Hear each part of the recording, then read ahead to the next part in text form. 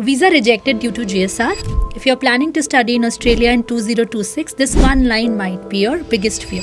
But let me tell you a truth that no one talks to you about. The genuine student requirement is not a trap, and it's not meant to reject genuine student, nor does Australia doesn't want international students. So what does it mean? Hi, I am Shreya Gupta. I am a study abroad counselor for Australia at BNPS International.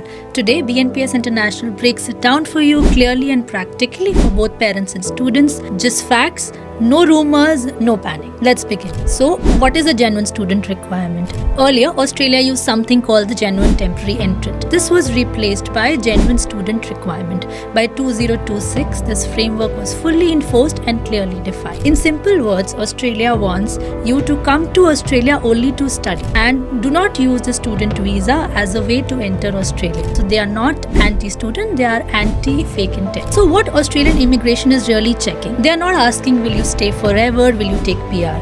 They are checking, do you have a logical career plan? Does this connect to your background and past education? Do you understand what you are studying and why you are studying? Does this course make sense of your background? In short, they are checking honesty, logic and clarity. The 4 core areas of GSR requirement. The first is academic requirement. What have you studied before and how does this course act as a natural progression than a random? For example, a commerce student asks for a business analytics course, completely logical. A biology student suddenly moving into commercial cookery, that's a red flag unless justified otherwise. Secondly, career intention. This is the biggest reason for a visa rejection. Australia wants to know what skills will this course give you and how this course will help you in your future globally and in Australia. You do not need to say, I will only return to my home country. You can also say, I'll be studying this course to gain the skills for my future career growth. Now, the third point is financial capability. Financial capability is one of the most important and underrated point. So, Australia wants to check whether you can pay your fees, whether you understand the living cost logically, also whether you'll be able to survive without illegal work. That's it.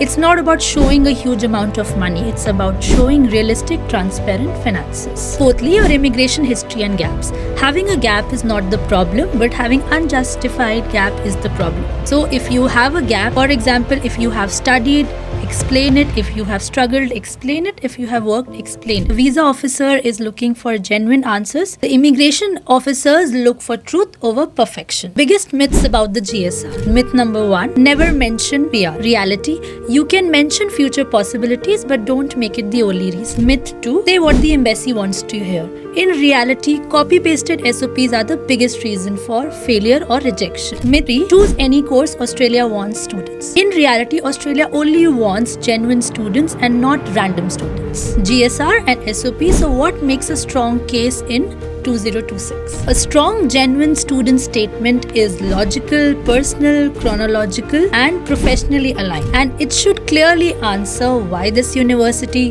why this course, why this country, and why now, and also how will it help you in your future goals. At BNPS International, we do not fabricate stories.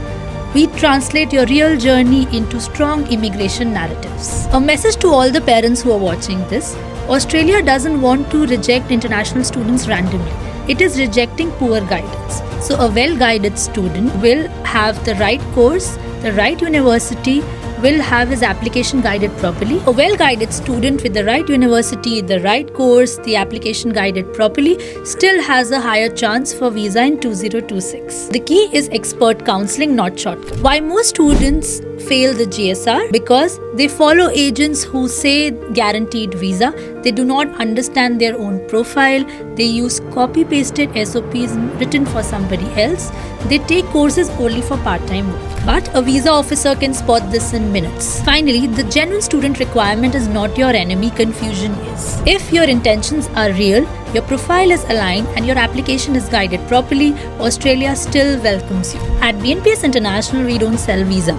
We build strong, credible profiles that stand scrutiny. So if you're planning to study in Australia in 2026 and want honest assessment, course to career alignment, zero false promises and a strong GSR and SOP, book your counseling session with BNPS International. Do like and share this video and leave your queries in the comment section below.